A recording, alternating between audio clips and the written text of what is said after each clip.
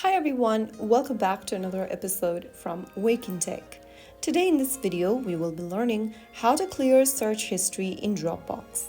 To clear your search history in Dropbox is super easy. Open up your Dropbox app on your mobile device and then make sure that you're logged into your account. Once you are in, tap on the account button at the bottom right corner and tap the gear icon at the top right inside the Accounts tab. This will open up the Settings menu. Scroll all the way down and then look for the Clear Search History button under Privacy. Tap on it and then you will be able to clear out your search history in Dropbox. Your Dropbox history is now cleared. This will help you keep your activity private and can improve focus when working with new files. If you found the video helpful, don't forget to like, share and subscribe to the channel. I'll see you in the next episode. Thank you for watching.